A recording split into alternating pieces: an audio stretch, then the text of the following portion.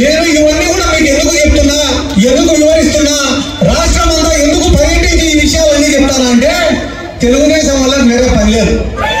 పొద్దున్నే 6 గంటలకు లేస్తారు, ఫ్రెష్ రెడీ అవుతారు, వైట్ అండ్ వైట్ గుడ్డలు వేసుకుంటారు. ఇంట్లో భార్య పిల్లలందరూ ఏమనుకుంటున్నారు, ఏంద్రా మా వాడు ఈ రేంజ్ లో రెడీ అయినాడు, ఏమన్నా ఉద్యోగానికి పోతాడా లేకుంటే ఏమన్నా వ్యాపారం చేస్తాడా అని అనుకుంటే ఏం చేయడం లేదు. టీ బంకులు కాడ కూర్చొని వైసీపీ రాదు, జగన్ రాదు, ఈ టీ బంకుల కాడ కూర్చొని చేసే ప్రచారం తప్ప మన రాష్ట్రంలో వేరే ఏం జరగడం లే. ఈ మాట కూడా మీకు ఎందుకు చెప్తానా అంటే వైసీపీ రాదు రాదు రాదు అనే వానికి నేను చెప్పే సమాధానం ఏమిరా అంటే 2,50,000 కోట్ల రూపాయలు ప్రజల అకౌంట్ లో వేసిన జగన్మోహన్ రెడ్డి రాకుంటే ఏ దేశంలో చంద్రబాబు నాయుడు వస్తారో ఒక్కసారి ఆలోచన చేయండి సార్. నీరు చెట్టు కార్యక్రమం పెట్టి దోచుకునేయడం చంద్రబాబు వస్తాడా, జన్మభూమి కమిటీలు అని చెప్పి పెట్టి పీడించినందుకు చంద్రబాబు వస్తాడా, దోమలపై దండయాత్ర చేసేందుకు చంద్రబాబు వస్తాడా, అమరావతి అని పేరు పెట్టి లక్షల కోట్లు దోచుకునేందుకు చంద్రబాబు వస్తాడా? ఎందుకు చంద్రబాబు నువ్వు వచ్చి ఏం చేస్తావు చంద్రబాబు అంటే, నా ఫ్రెండ్ది ఒక గాజు గ్లాస్ ఉంది, నువ్వు వచ్చి ఏం చేస్తావు చంద్రబాబు అంటే నా ఫ్రెండ్ది ఒకటి గాజు గ్లాస్ ఉంది, దాంట్లో మంచి క్వాలిటీ మద్యం వేసి జనాలకు తాపించేదానికి వస్తాడంట.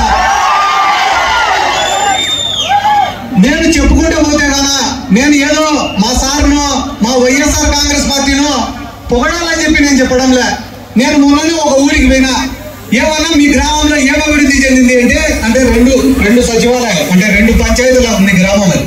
పోయి అడిగినా 2 సచివాలయాలు, 2 ఆర్బీకేలు, 2 హెల్త్ సెంటర్లు, ఒక మినీ గోడౌను, 300 మందికి ఇంటి పట్టాలు, నాడు నేడు కింద స్కూలు, ఒక ఎక్స్ట్రా క్లాస్ రూము, ఎన్ఆర్ఈజిఎస్ కింద వర్కులు, గడప గడప కింద వర్కులు, ఎంపీపీ ల్యాడ్స్, ఎంపీ ల్యాడ్స్, కొందరు సర్పంచ్ నిధులు, ఇవి కాకుండా 27 కోట్లు సంక్షేమాలు.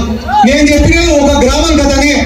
ఇటువంటి గ్రామ పంచాయతీలు రాష్ట్ర వ్యాప్తంగా 15,000 ఉన్నాయి. ప్రతి గ్రామ పంచాయతీకి ఇదే రకమైన అభివృద్ధి సంక్షేమం జరిగింది. ఇట్లాంటి ముఖ్యమంత్రి ప్రపంచంలో ఎక్కడైనా ఉండాలంటే వాళ్ళకే ఓటేయండి. మేమైతే ఓటు అనేది అడగాల తప్ప అడుక్కోవాల్సిన అవసరం లేదు. ఈరోజు నిన్ననే మా ఊర్లో కూడా నేను పోయినా. మా ఊర్లో పోయేటప్పటికీ తెలుగుదేశం వాళ్ళ బ్యానర్లు బాగా కట్టినారు, పెద్ద పెద్దవి. నేను అడిగినా వెంటనే ఏతర వీడి ఇట్ట కట్టినారు బ్యానర్, పెద్ద పెద్దవి కట్టినారు, ఏంటి రా వీడి ఇట్ట కట్టినారు అని అడిగితే ఆ తెలుగుదేశం వాడికి సర్వే వాళ్ళు చెప్పినారంట, ఒరే నిన్ను ఈ పార్లమెంట్ లో ఎవడు కనీసం కనుక్కొని కూడా కనుక్కుంటారా, నువ్వు ఎవడనేది ఈ పార్లమెంట్ లో ఎవడు గుర్తు కూడా పట్టడం లేదా, కనీసం బ్యానర్లోనే ఎరా నిన్ను గుర్తుపడతారంటే బ్యానర్లు వేసినాడు. వాడు బ్యానర్లు వేసిన తర్వాత మళ్ళా ఒకరోజు జనాల్లోకి వచ్చినాడు. జనాల్లోకి వచ్చినప్పుడు జనాలు కనుక్కోవడం లేట. ఇప్పుడు ఏమైందిరా ఎందుకు కనుక్కోవడం లే అంటే బ్యానర్ ఏమో చాలా పెద్దగా ఉంది, వాడేమో అంతే ఉండేవాడు. మేము బ్యానర్ చూసి వాడు ఎంత పొడుగు ఎంత వయసు అలా ఉంటే ఏమీ లేదు, సరిగే లేదు కదా నాన్న. అట్లా తెలుగుదేశం వాడు చేసే తప్పుడు ప్రచారాలు. ఈడ ఇన్ని గొప్ప కార్యక్రమాలు జగన్మోహన్ రెడ్డి గారు చేస్తుంటే మెడికల్ కాలేజీలో పక్క, పోర్ట్లో పక్క, ఫిషింగ్ హార్బర్ లో పక్క, ఇండస్ట్రీస్ లో పక్క ఇన్ని గొప్ప కార్యక్రమాలు చేస్తా అంటే మీడియా వాళ్ళు మాత్రం 2 వేస్తారు. బీజేపీ టీడీపీ జనసేన కలిసిపోయినాయంట, షర్మిల పోయి కాంగ్రెస్ లో చేరిందంట. ప్రజలకు ఉపయోగపడేది చెప్పారా అంటే వ్యక్తిగతంగా మాత్రమే చెప్తారు వీళ్ళు. కాబట్టి ఆలోచించుకోండి, యువకులు అనే వాళ్ళు ఆలోచించి నిర్ణయం తీసుకోండి. మనందరి జీవితాన్ని మార్చిన జగన్మోహన్ రెడ్డి కావాలా, అబద్ధాలు చెప్పి మాటలు చెప్పి మోసం చేయడం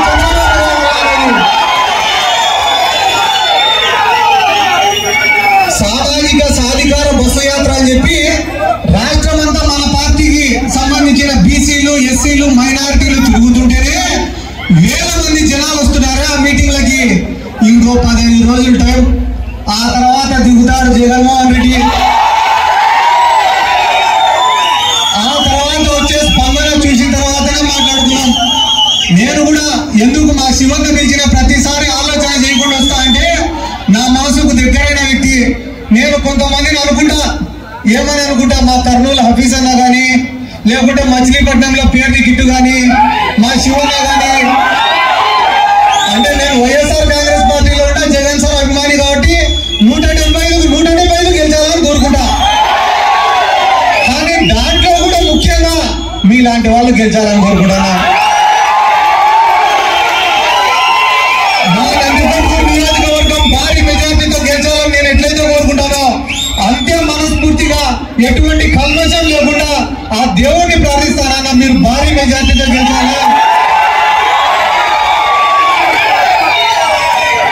ఇక్కడ దర్శి నియోజకవర్గంలో మాకు గెలుపోవటంలో పైన పెద్దగా ఆలోచన లేదన్న. మా బెట్టింగ్ అంతా కూడా మెజార్టీ పోయింది. కాబట్టి మీరు ఇట్లానే మీ కుటుంబ చరిత్రను నిలబెట్టే విధంగా మిమ్మల్ని నమ్ముకోవాలని ప్రతి కుటుంబాన్ని కాపాడాలని చెప్పి ఎల్లప్పుడూ ఆ భగవంతుని ఆశీస్సులు మీ పైన మీ కుటుంబం పైన ఉండాలని చెప్పి, దర్శి నియోజకవర్గం అంటే బూచేపల్లికి ఒక బ్రాండ్ గా ఉండాలని చెప్పి